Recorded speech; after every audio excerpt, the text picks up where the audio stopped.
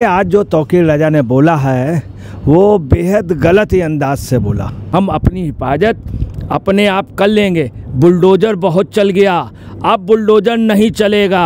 हम चुप नहीं बैठेंगे, अब बर्दाश्त कतई नहीं होगा अगर बुलडोज़र कहीं भी दिखे। तो उन्होंने बहुत स्पष्ट कह दिया कि इनको खदेड़ा जाएगा। अब बुलडोज़र का कल्चर अभी तक हुआ, अब नहीं होगा। इन्होंने कहा पूरे देश को इन्होंने ऐलान करने की कोशिश की कि पूरे देश में आंदोलन करिए, गिरफ्तारियां दीजिए। इन्होंने एक बात ये भी कहा कि हमारी चुप्पी को हमारी कमजोरी मत समझना, हमारी चुप्पी को हमारी कमजोरी मत समझना।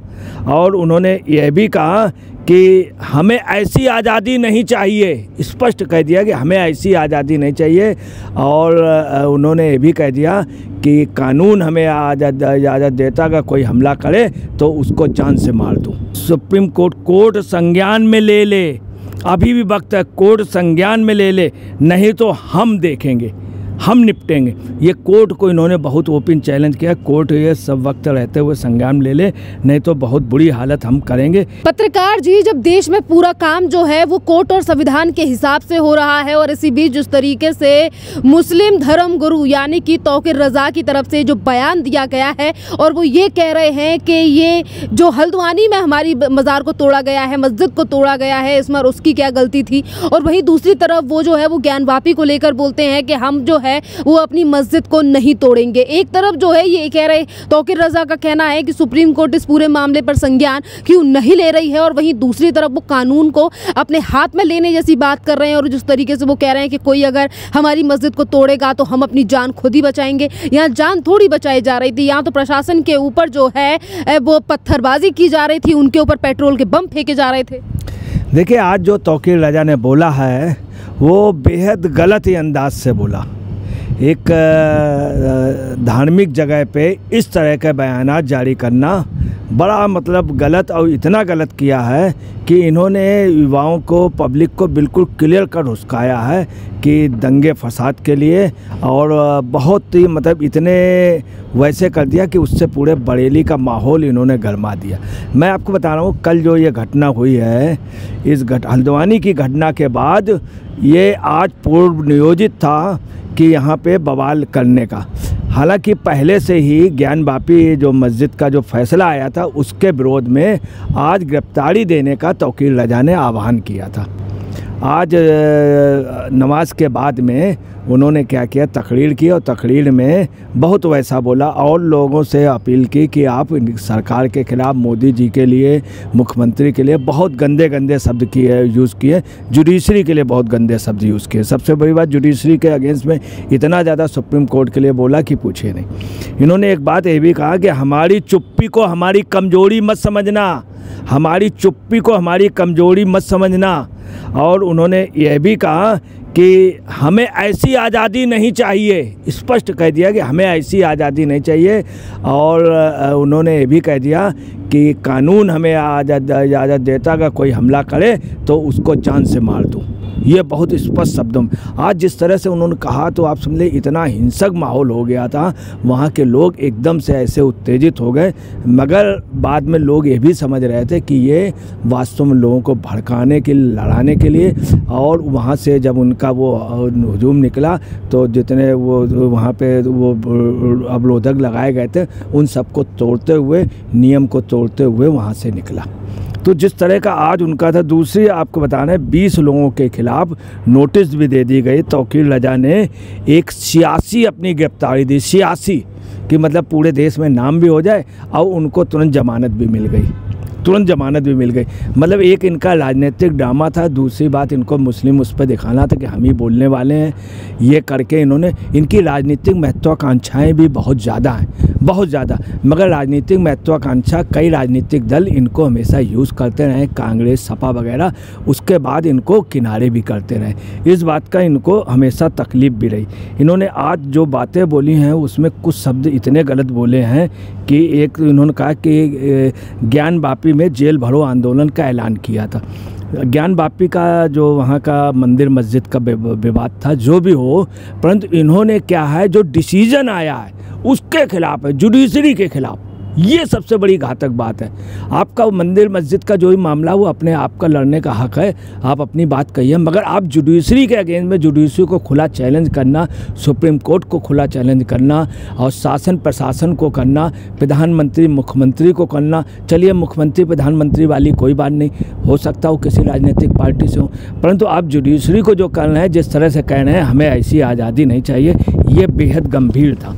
दूसरा, आज इन्होंने कई बातें ऐसी बोल दी जो अपने आप में इन्होंने कहा कि नमाज के बाद ही कि हम अपनी हिफाजत अपने आप कर लेंगे, बुलडोज़र बहुत चल गया, अब बुलडोज़र नहीं चलेगा, हम चुप नहीं बैठेंगे, अब बर्दाश्त कतई नहीं होगा अगर बुलडोज़र कहीं भी दिखे। तो उन्होंने बहुत स्पष्ट कह दिया कि इनको खदेड़ा जाएगा, अब बुलडोज़र का कल्चर अभी तक हुआ अब नहीं होगा। इन्होंने कहा पूरे देश को इन्होंने ऐलान करने की कोशिश की कि पूरे देश में आंदोलन करिए, गिरफ्तारियां दीजिए, हालांकि इनकी बात का कहीं पे असर नहीं पड़ा।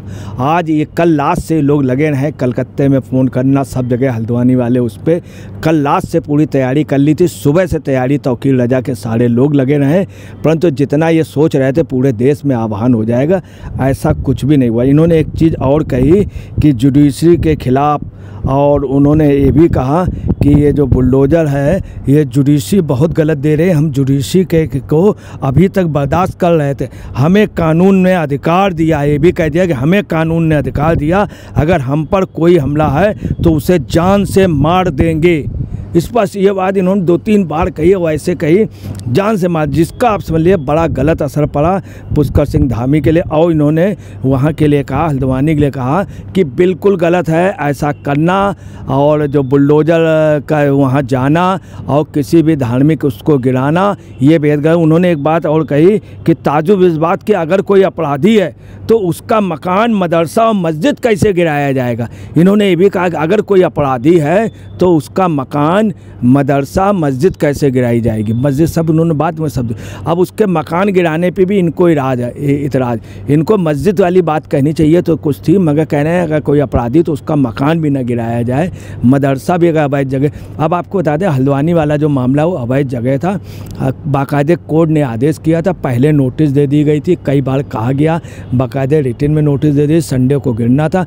वहाँ पे जब लोग गए तो वहाँ पे तीनों तरफ से पथराव हुआ, उसमें काफ़ी लोग मरे, 6 लोगों के मरने की खबर है, और प्रशासन, शासन, पुलिस वालों पे बहुत भयंकर हमले हुए, महिला पुलिस वालों से, महिलाओं से बदतमीजी हुई, कई लोग अभी भी वहाँ पे मिल नहीं रहे हैं, इतने ज़बरदस्त पथराव किया था, इतना ज़बरदस्त। आज यहाँ बरेली का माहौल भी ख़राब करने की कोशिश की गई थी, परंतु वहाँ पहले से डोन शासन प्रशासन के लोग लगे थे, इस कारण ऐसे नहीं हो पाया।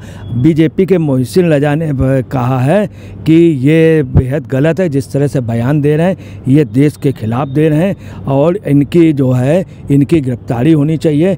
और आपको दूसरी तरफ बता दें, सरकार ने भी इनके 20 लोगों को नोटिस दे दी। इन्होंने आज मोदी के लिए और योगी के लिए, धामी के लिए ऐसे शब्द बोले हैं जिनको हम यहाँ पे आपके सामने नहीं कह सकते हैं। साथ में उन्होंने चैलेंज भी किया है जुडिशरी को, इनको, और ये भी कह दिया कि सुप्रीम कोर्ट संज्ञान में ले ले, अभी भी वक्त है, कोर्ट संज्ञान में ले ले, नहीं तो हम देखेंगे, हम निपटेंगे। ये कोर्ट को इन्होंने बहुत ओपन चैलेंज किया, कोर्ट ये सब वक्त रहते हुए संज्ञान ले ले, नहीं तो बहुत बुरी हालत हम करेंगे। इन्होंने और इसके पहले हम आपको बता दें कि इनके ऊपर FIR भी एक बार हुई थी 23 मार्च 2023 को, अभी 23 मार्च 2023 को, तब इन्होंने बहुत शब्द, बड़े गंदे शब्द बोले थे, तब इनके ऊपर 153A, 295A, 505(2) का मुकदमा हुआ था। ये इत्तेहाद मिल्लत काउंसिल के राष्ट्रीय अध्यक्ष हैं, तौकीर रजा, मुरादाबाद के थाने नागफनी में इनके खिलाफ मुकदमा हुआ था। जांच के बाद इनके ऊपर कड़ी कार्रवाई, अब जो है इनके ऊपर कार्रवाई होगी। और आज जिस तरह से इन्होंने माहौल ख़राब करने की कोशिश की, मगर शासन प्रशासन इतना सख्त था, इतनी अच्छी व्यवस्था थी कि ये हिंसा नहीं फैला पाए। हालांकि ये, इसमें कोई शक नहीं, इन्होंने माहौल को गंदा जरूर कर दिया। बरेली में अब भी हल्का सा तनाव है, परंतु कोई भी हिंसक उसमें सफल नहीं हो पाए, चूँकि इनको निकलने नहीं दिया गया। अगर ये निकल करके चले जाते तो आज हल्द्वानी से बड़ा कांड हो जाता।